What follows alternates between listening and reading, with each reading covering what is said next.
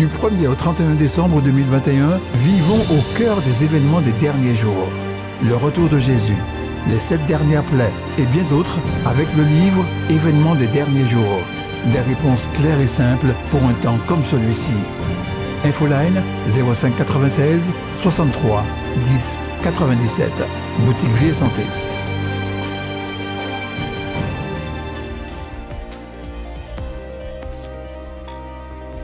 Chers amis, c'est avec joie que je reconnecte avec vous dans le cadre de ces conférences sur le thème « Jésus au cœur des événements des derniers jours ».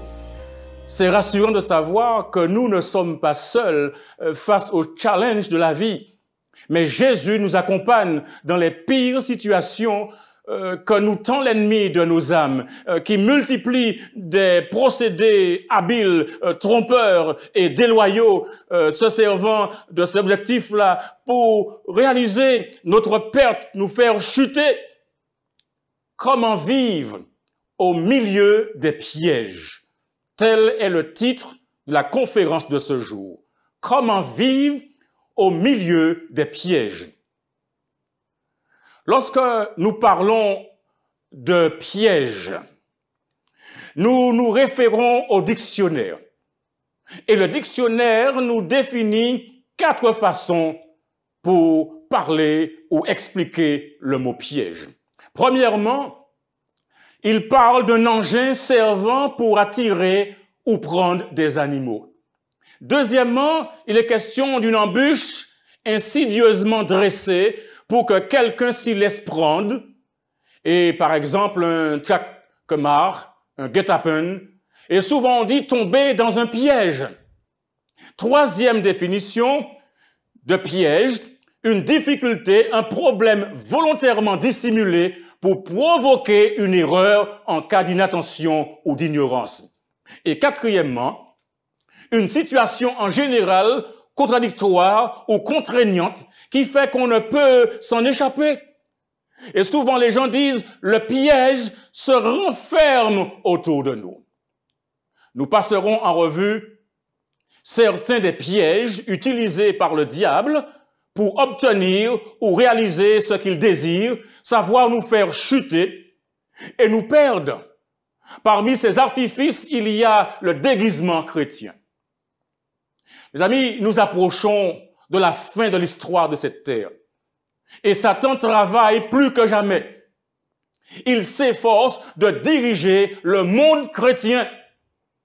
Avec une intensité impressionnante, il opère des merveilles pour égarer les gens. La Bible présente Satan comme quelqu'un qui s'oppose à nous. Ce n'est pas un ami, c'est un ennemi. Le texte de 1 Pierre 5, verset 8 nous déclare « Votre adversaire, le diable, rôde comme un lion rugissant, cherchant qui il dévorera. Son ambition est d'enrôler le monde entier dans sa confédération. Cachant ses monstruosités sous le vêtement du christianisme, il se présente sous l'aspect d'un chrétien et il se donne pour le Christ lui-même. La parole de Dieu déclare que lorsque cela conviendra à ses plans, l'ennemi, par le moyen de ses agents, manifestera un grand pouvoir sous des apparences chrétiennes, au point, nous dit Jésus, dans Matthieu 24, verset 24, de séduire, s'il était possible, même les élus. Comme les esprits du mal professeront la foi dans la Bible et manifesteront du respect pour les institutions de l'Église, leurs œuvres seront acceptées comme une manifestation du pouvoir divin. La plus grande force du mal dans notre monde, c'est une vie qui paraît vertueuse, une vie qui paraît honorable, une vie qui paraît noble, mais dans laquelle un péché est entretenu, un vice est caressé. Le génie, le talent, la sympathie, même les actes généreux et amicaux peuvent devenir des leurres de Satan pour piéger les âmes et les pousser à la ruine éternelle. Cela pourra vouloir dire que le mal sera à l'intérieur de l'assemblée. Elle-même, autour de la table, mangeant avec le Christ et les disciples, frères et sœurs, mais l'un de vous me livrera, dit Jésus. Dans Matthieu 26, versets 21 et 23, il déclare, il y a un traître. Celui qui a mis avec moi la main dans le plat, c'est celui qui me livrera. Aussi, il y a beaucoup plus à craindre des ennemis intérieurs que des ennemis extérieurs. Il y a beaucoup plus à craindre des infiltrés que des ennemis extérieurs. Dans le renseignement ou la police, un agent de pénétration ou agent d'infiltration est un agent dont l'activité consiste à devenir membre de façon clandestine d'une organisation adverse auquel il n'appartient pas initialement. Quand on interroge le Christ sur la provenance de cet ivraie, il dit dans Matthieu 13, verset 28, « C'est un ennemi qui a fait cela. » Les causes de faiblesse et les entraves au succès sont plus redoutables lorsqu'elles viennent de l'Église elle-même que lorsqu'elles viennent du monde. En d'autres termes, ce sont bien souvent ceux qui se sont fait les avocats de la vérité qui ont été le plus grand obstacle à sa progression. Lorsqu'on se laisse aller à l'incrédulité, lorsqu'on exprime des doutes, lorsqu'on chérit les œuvres des ténèbres, on encourage la présence des anges du mal et on ouvre la voie à l'accomplissement des plans de Satan. Écoutez bien ce qui est dit ici, la question est posée, comment vivre au sein des pièges? Pierre nous dit dans sa première épître, chapitre 5, verset 8, « Soyez sobres, veillez. » Oui, soyez sobres, veillez. Votre adversaire, le diable, rôde comme un lion rugissant, cherchant qui il dévorera. Voyons un autre piège auquel nous devrions faire attention, utilisé par le diable pour tromper, nous faire chuter et nous perdre. Attention au faux réveil. Dieu a des enfants honnêtes parmi les croyants de chez nous et les églises déchues. Jésus l'a lui-même déclaré dans Jean 10, verset 16, « J'ai encore d'autres brebis qui ne sont pas de cette bergerie. Celles-là, il faut que je les amène. Elles entendront ma voix et il y aura un seul troupeau, un seul berger. » Le psalmiste, au psaume 50, verset 3 à 5, déclare, « Il vient notre Dieu. Il ne reste pas en silence. Il crie vers les cieux en haut et vers la terre pour juger son peuple. Rassemblez-moi, mes fidèles, qui ont fait alliance avec moi par le sacrifice. » Avant que les plaies ne soient déversées, des pasteurs et des membres d'église seront appelés à sortir de ces églises et recevront la vérité avec joie. Amen. Et ça, Satan le sait. Aussi, avant que ne retentisse le grand cri du troisième ange d'Apocalypse 14, versets 9 à 11, où il est invité à ne pas recevoir la marque de la bête, ni sur sa main, ni sur son front, il y a ici une chose que nous devons comprendre. Avant que ne retentisse le grand cri du troisième ange, le diable provoque un enthousiasme dans ses corps religieux, afin que ceux qui ont rejeté la vérité puissent penser que Dieu est avec eux. Oui, amis téléspectateurs, avant que Dieu ne visite la terre pour les jugements de la fin, il se produira parmi le peuple de Dieu un réveil de la piété primitive tel qu'on n'en a jamais vu de semblable depuis les temps apostoliques. Mesdames et messieurs, l'ennemi des âmes voudra entraver ce travail. Et avant le moment où un tel mouvement se manifestera, il s'acharnera à l'empêcher en suscitant une contrefaçon de ce réveil. Dans les églises qu'il saura placer sous l'influence de son pouvoir de séduction, il donnera l'illusion que la bénédiction spéciale de Dieu est répandue, un grand réveil religieux que l'on considérera authentique se manifestera. Quel sera le résultat de ce faux réveil? Quel sera le résultat de cette contrefaçon de réveil authentique? Alors, il se produira un grand enthousiasme, purement émotionnel, un mélange de vérité et d'erreur, particulièrement pernicieux. Mais personne ne devra être nécessairement trompé. C'est pourquoi, à la question qui est posée, comment vivre au sein des pièges?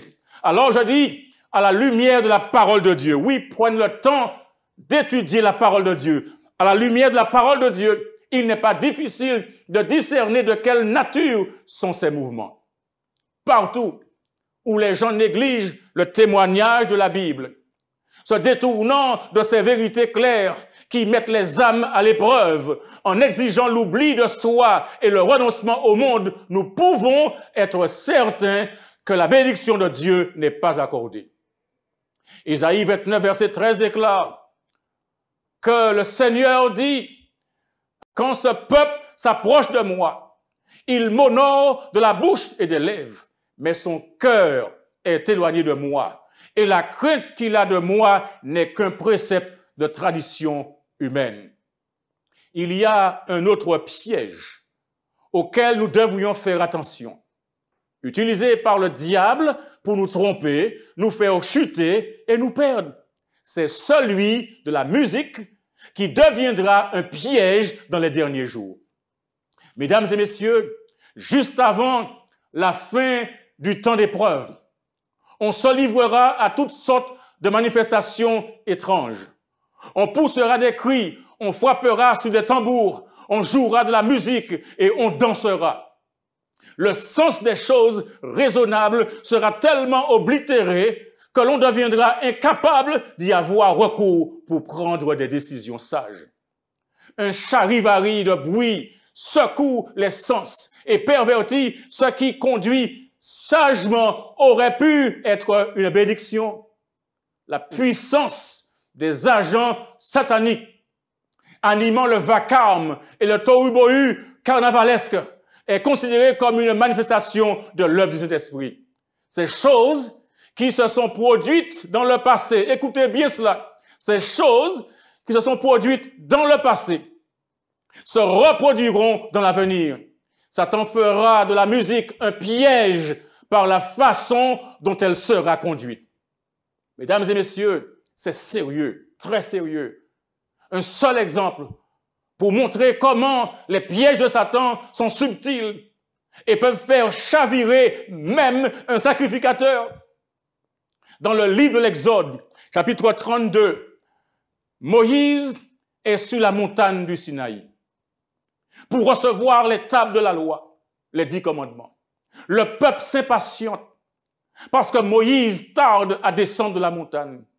S'assemble autour d'Aaron et lui dit, « Allons, fais-nous un Dieu qui marche devant nous, car ce Moïse, cet homme qui nous a fait sortir du pays d'Égypte, nous ne savons pas ce qu'il est devenu. » Et en un rien de temps, Aaron fabrique un veau en fonte avec les anneaux d'or qui étaient aux oreilles de leurs femmes, aux oreilles de leurs fils, aux oreilles de leurs filles. Et il dit, « Israël, voici ton Dieu qui t'a fait sortir du pays d'Égypte. » Lorsque Aaron vit cela, il bâtit un autel devant lui et il s'écria devant le peuple, « Demain, il y aura une fête en l'honneur de l'Éternel. » Comment peut-on faire une fête en l'Éternel lorsqu'on a devant soi un veau en fonte? Le lendemain, ils se levèrent de bon matin et ils offrirent des holocaustes et des sacrifices d'action de grâce. Le peuple s'assit pour manger, pour boire, puis ils se levèrent pour se divertir.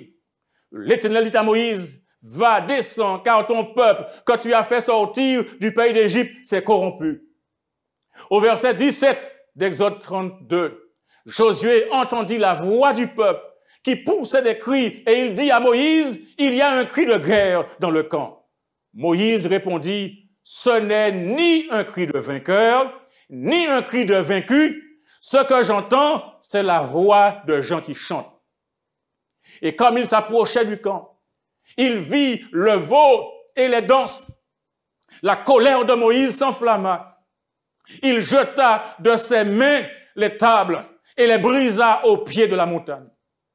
Moïse dit à Aaron, « Que t'a fait ce peuple pour que tu l'aies laissé commettre un si grand péché? » Amis téléspectateurs, ne laissez aucune place à des manifestations déréglées qui en fait éloignent le cœur de l'influence profonde et intime du Saint-Esprit.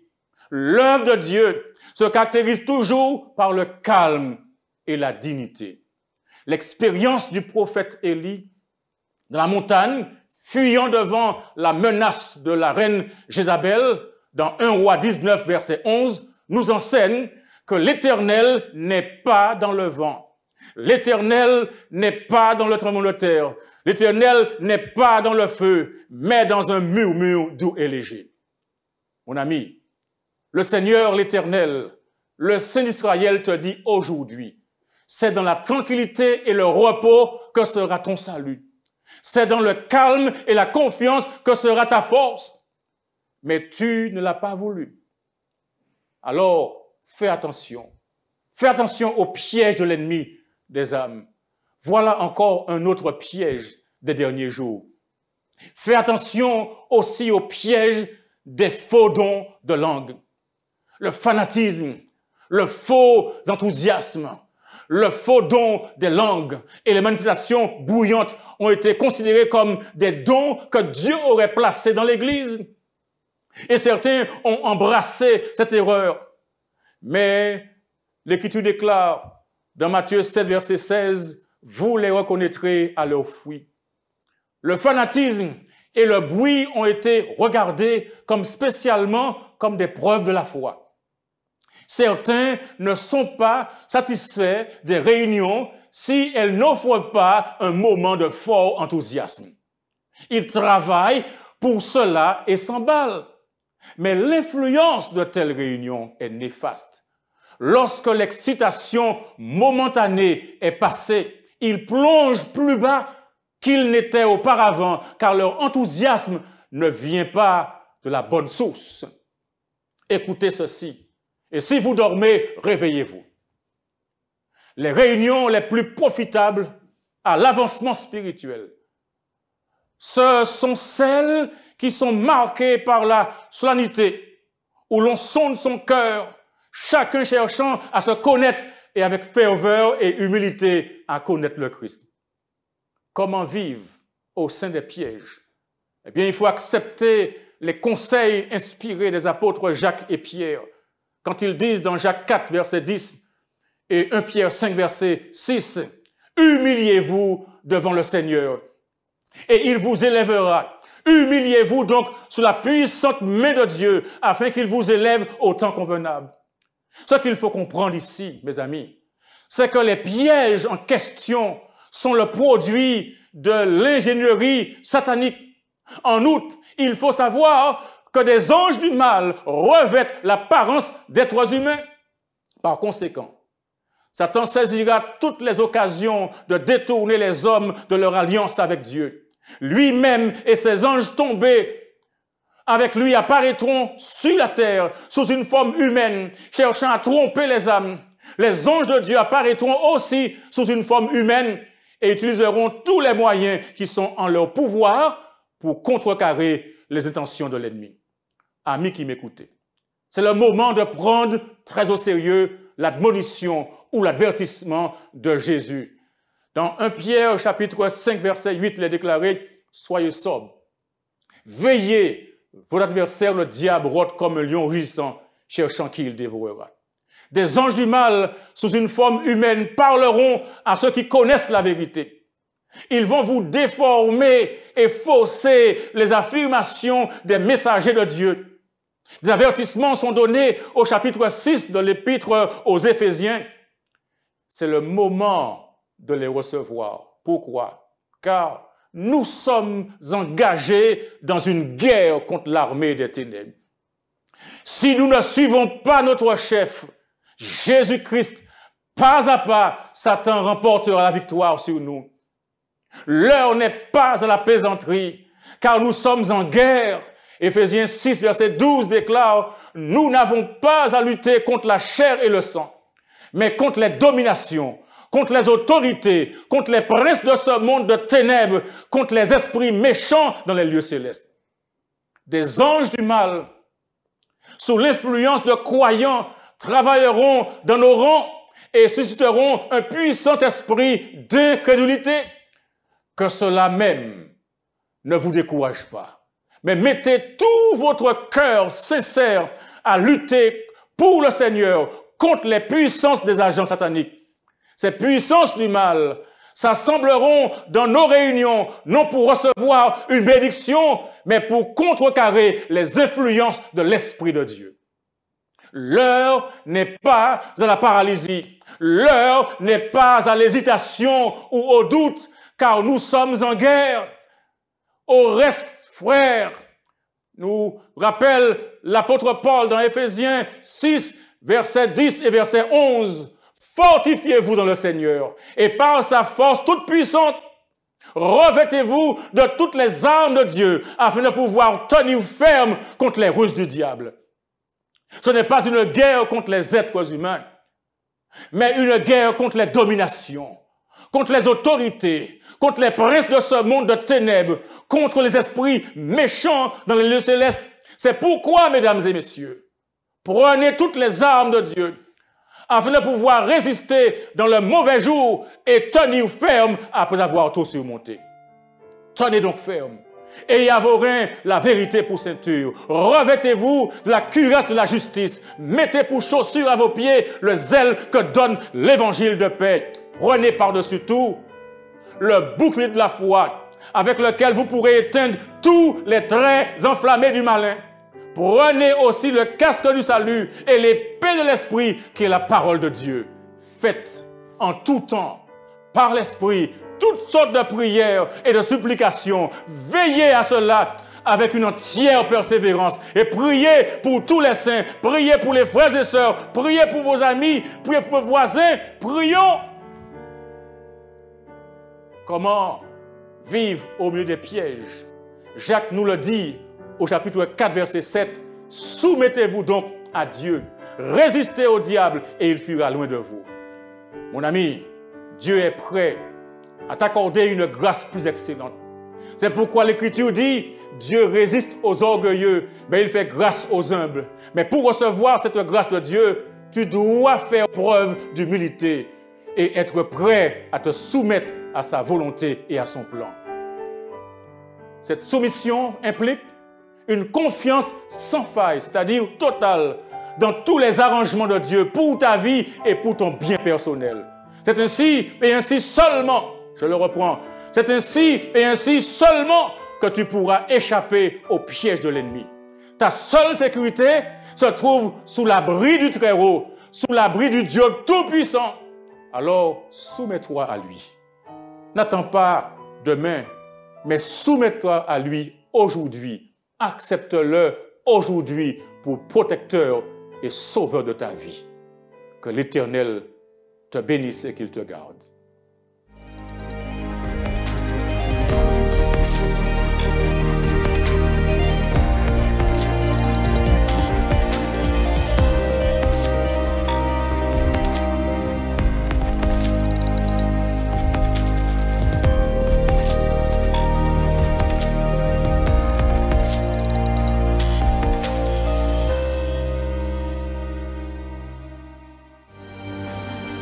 Du 1er au 31 décembre 2021, vivons au cœur des événements des derniers jours. Le retour de Jésus, les 7 dernières plaies et bien d'autres avec le livre « Événements des derniers jours ». Des réponses claires et simples pour un temps comme celui-ci.